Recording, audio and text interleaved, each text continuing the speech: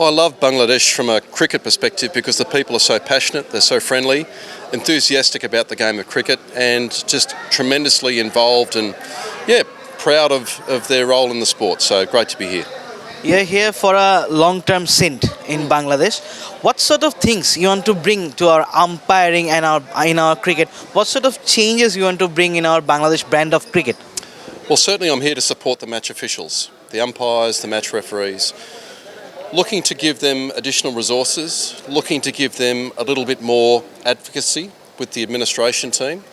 The Bangladesh Cricket Board have made some very important decisions recently around investment, around structure, and they recognise that we need 3 teams to play every game of cricket.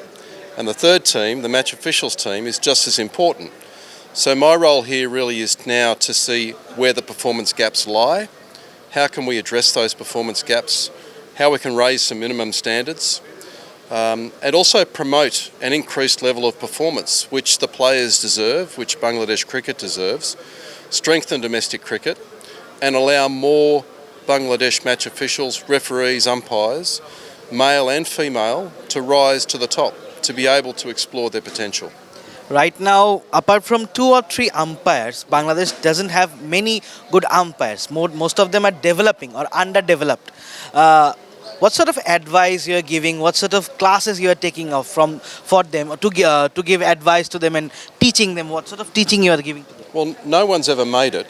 We're all looking to improve. We're all sort of students of continuous improvement. So my recommendation, my advice, my process with all of the match officials here in Bangladesh is exactly the same all around the world. How can I get better one game at a time? How can I try to make my next game as an umpire my best game? Same with the referee.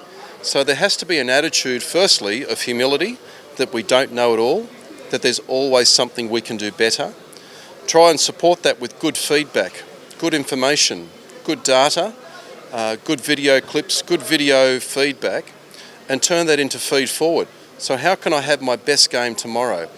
And just keep working hard and keep improving. Now, excellence has no finish line. So we don't know how many Bangladesh umpires we can have on an ICC panel until we just keep working away and strengthening cricket and strengthening each individual. The rest is up to the individual. I'm trying to work with the staff here to look at the environment, a supportive environment, a resource-rich environment where people can explore their own potential. So we don't know the answer to that question, but our focus always has to be on how do I get better one match at a time. Walton এখন দেশের সীমানা পেরিয়ে পৌঁছে গিয়েছে 50টিরও বেশি দেশে। ওয়ালটন ঘরে ঘরে বিশ্বজুড়ে। Most of the times when we are outside of the field, we feel the players and the batters, the bowlers are the fielders are mostly in pressure. Do umpires also feel the pressure to giving the dismissals? Do umpires feel the same? We all handle pressure differently, but the answer is yes. There are 2 different types of pressure. There's the internal pressure an umpire can put on themselves, that I want to do well, I don't want to make any mistakes.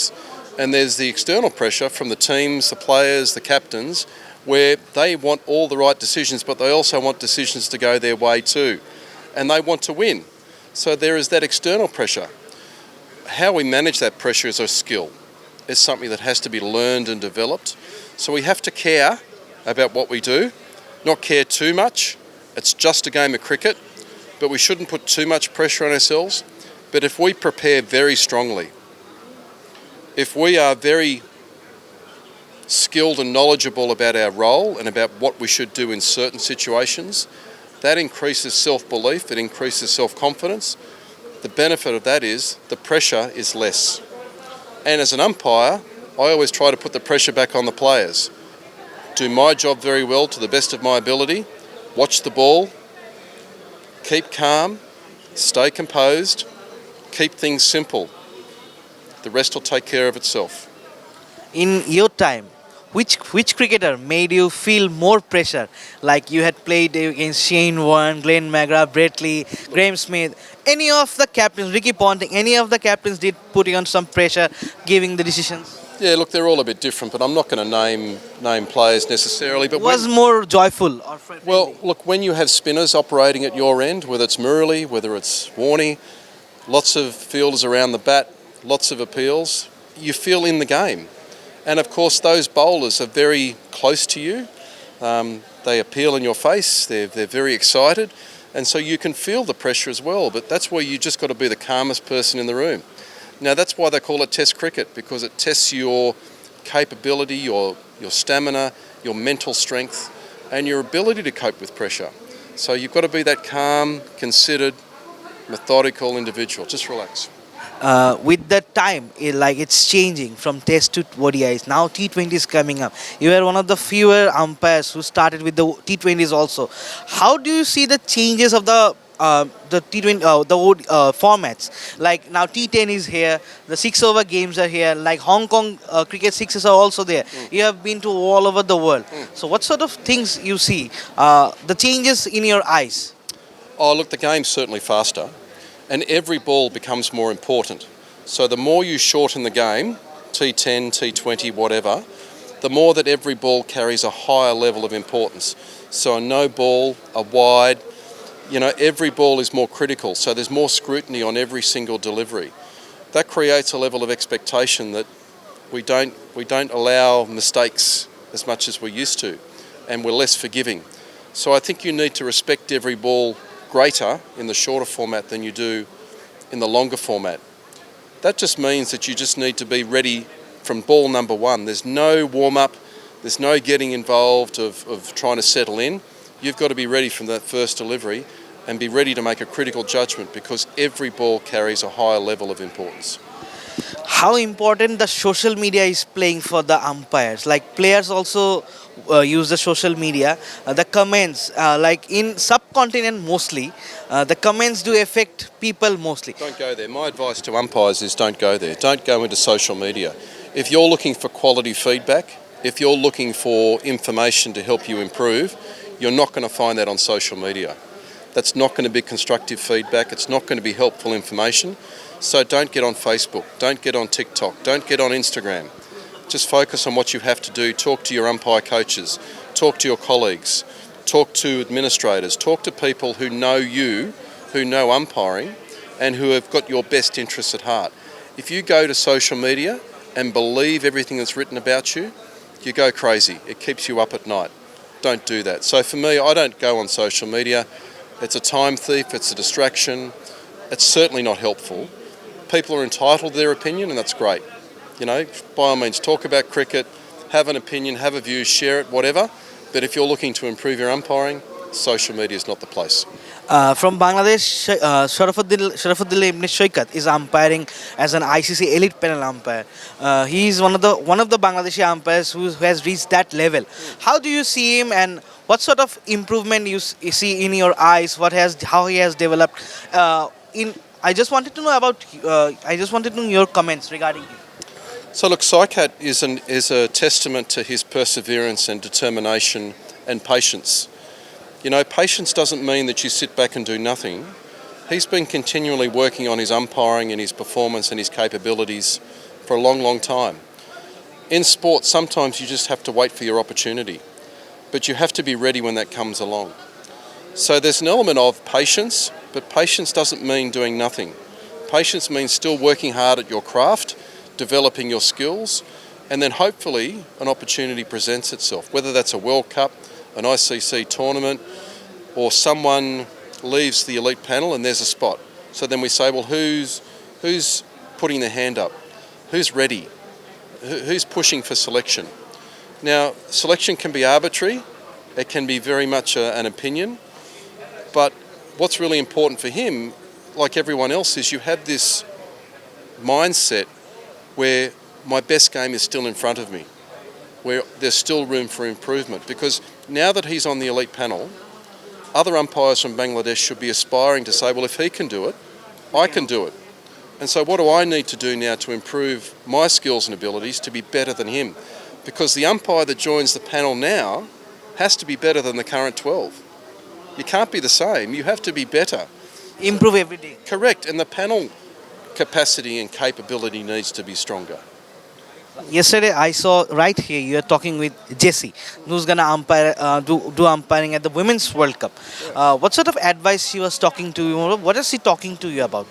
She's talking to me about what to be ready for, what to expect, and how to handle new technologies like smart replay as a TV umpire. So one of the really strange things in our game is that we don't always have the pathway to support that progress when we get to the highest level.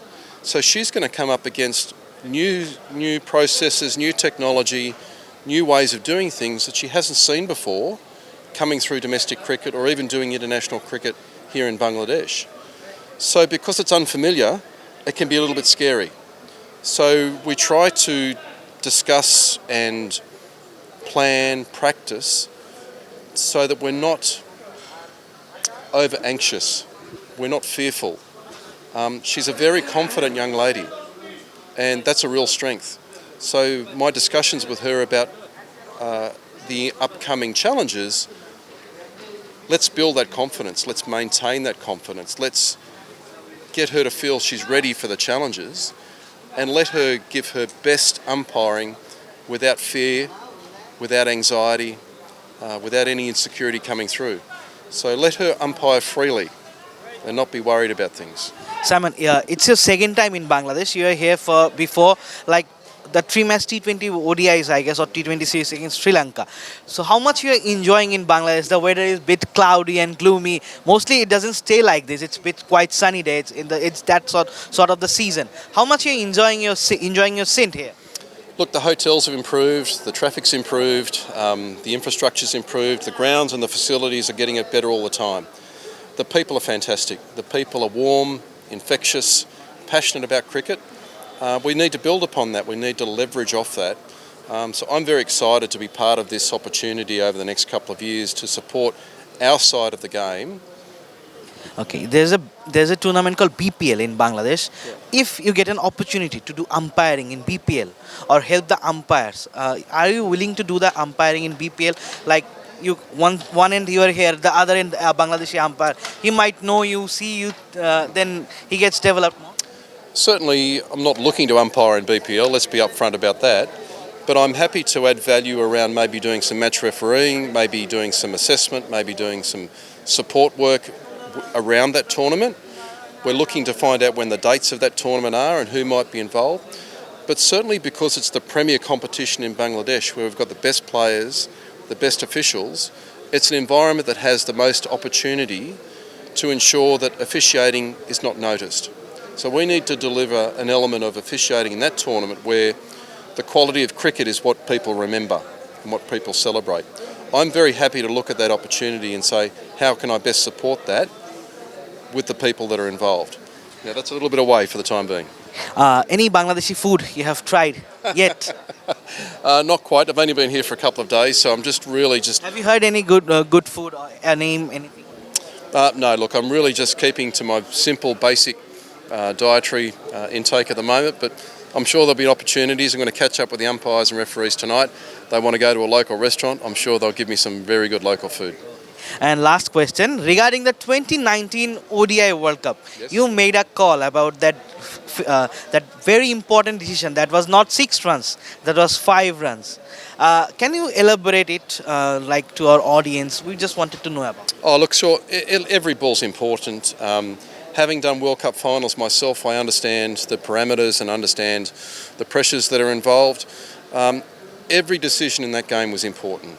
Every run is important, as we saw, because it was a fascinating game of cricket. You know, a tied result at the end, a tied super over. You know, look, great advertisement for cricket, but the umpires are out there doing their best, like I am too. You know, we just do our best, and most of the time it comes off. But every game's a learning opportunity, so I think everybody can look back at that game and say, what can we learn from that? If we had our time over again, what would we do differently? But knowledge is important. Last question. The umpire's call, is it a bit confusing call when we saw it in the TV replays? Like the audience gets confused which review stays, which reviews doesn't stay. Do you feel the umpire's call should be more developed? Look, 2 things I'd say on umpire's call. 1, we want umpires to make decisions. So they need to make a decision to start with. The second thing is that technology is not 100% accurate 100% of the time. The predictive path is just that. It's predictive, you know, so when technology is not 100% accurate, it's always good to have the on-field decision to fall back on. And it's always good that we've got umpires who are prepared and courageous enough to make decisions, and I think that's a good thing for the game of cricket. So I'm not looking to de-skill umpires the further they go up into international cricket. I think it's important that the umpires make decisions, do the best they can, and technology is there to support them, not replace them. Any Bangladeshi players you talked today or any day before after coming here, or which Bangladeshi cricketer you liked? No favourites, but one of the great things that I can do here while I'm here is talk to a lot of different Bangladeshi stakeholders, players, coaches, captains, understand what the challenges are, where the opportunities are, and build relationships. So it's great.